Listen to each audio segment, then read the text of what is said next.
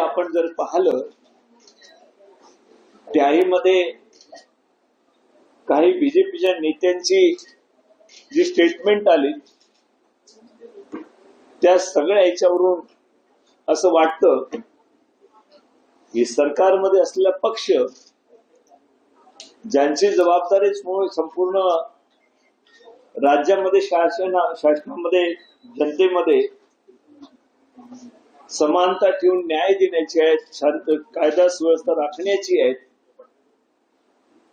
त्यांनीच कायदा सुव्यवस्था उद्ध्वस्त करण्याचं काम हाती घेतलं की काय, अशा प्रकारची शंका यावी, अशा प्रकारच्या प्रतिक्रिया आणि अशा प्रकारच्या कृती हे महाराष्ट्रामध्ये घडून येत असल्याचं चित्र आपण सर्वजण पाहतो आहोत.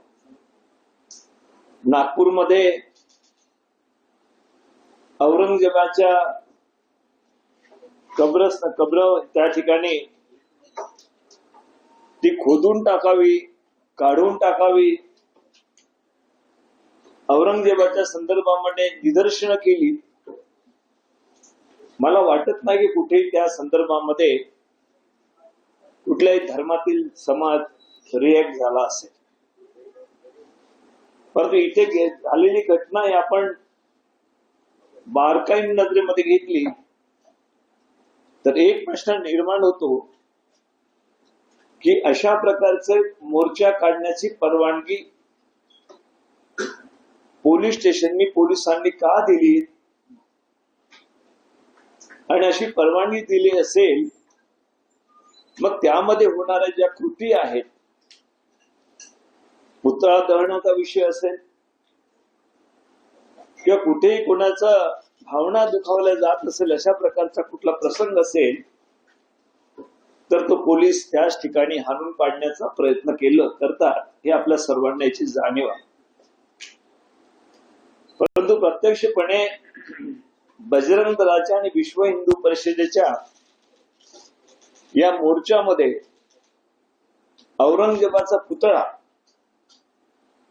जाळण्याचा हा एक प्रकार असेल त्याबद्दल कोणी मला वाटत नाही की फार गांभीर्याने घेतलं असेल. परंतु कुठल्याही धर्माच्या संदर्भामध्ये कोणीही त्या ठिकाणी वेगळ्या प्रकारे उद्गार काढले किंवा त्या धर्मातील ज्यांना जीवापेक्षाही प्रेम आपण करतो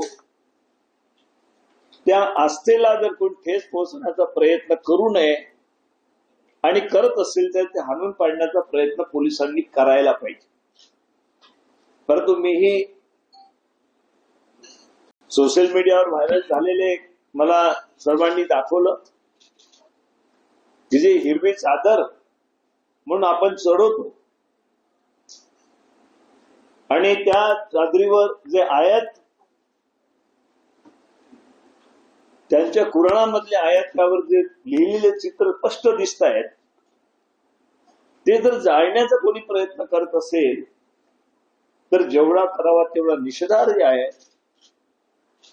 आणि ह्यामध्ये अशा लोकांना सगळ्यात मोठी शिक्षा, देशद्रोहाचा गुन्हा सुद्धा त्यांच्यावर घालायला पाहिजे.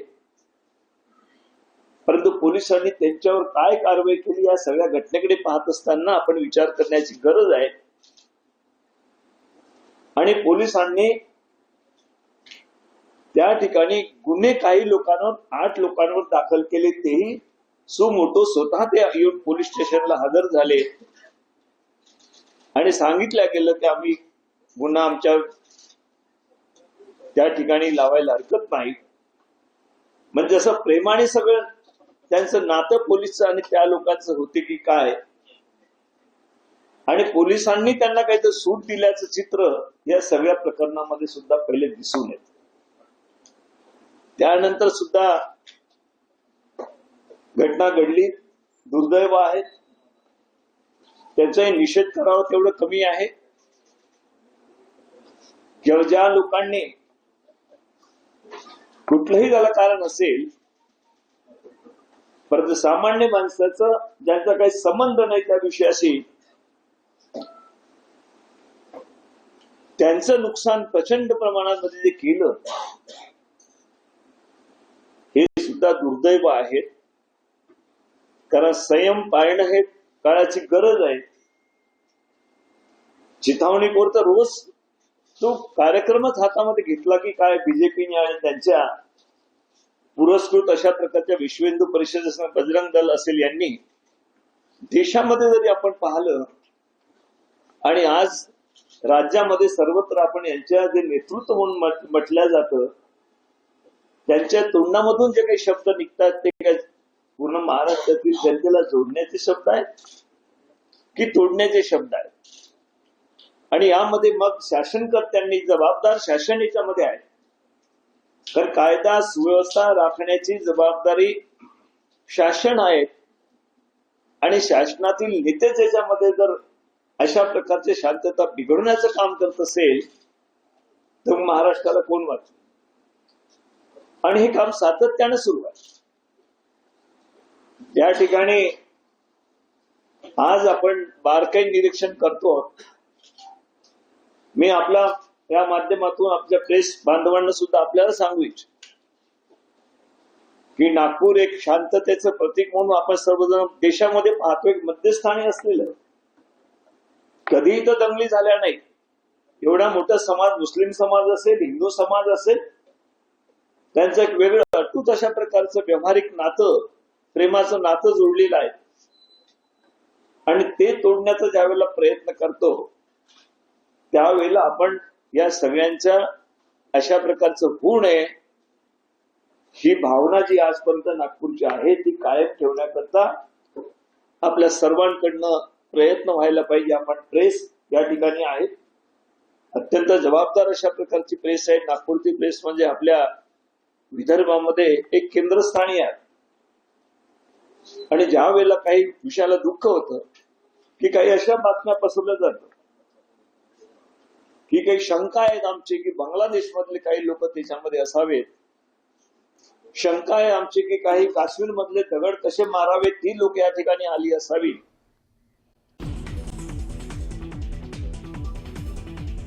जुना फोटो व्हायरल करून पोलिसांना गुंगारा देण्याचा कोरटकरचा प्रयत्न. मात्र कोरटकर विदर्भातच असल्याची माहिती.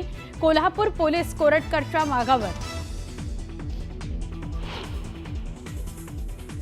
शिवरायांचा अवमान करणारा सुटता कामा नये. चिल्लर माणूस परदेशात पळाला असेल तर हे गृह खात्याचं अपयश. इतिहास अभ्यासक इंद्रजित सावंतांची टीका.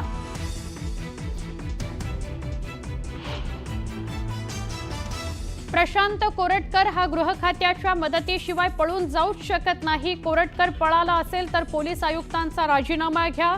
संजय राऊतांची मागणी.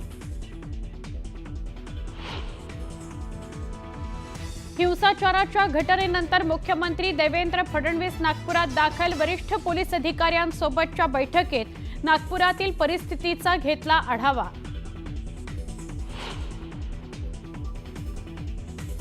उपमुख्यमंत्री अजित पवार आणि जयंत पाटलांची बंद दाराआड चर्चा. वसंतदादा शुगर इन्स्टिट्यूटमध्ये दोन्ही नेते एकत्र. राजकीय वर्तुळात चर्चांना उधाण.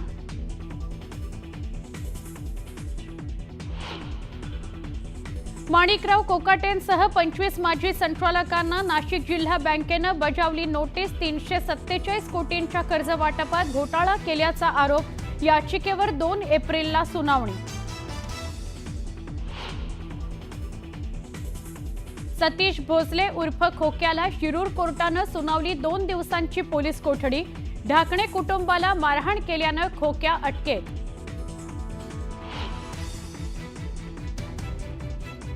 नंदुरबारच्या धडगाव तालुक्यात भीषण पाणी टंचाई. हंडाभर पाण्याकरता नागरिकांची वणवण सुरूच.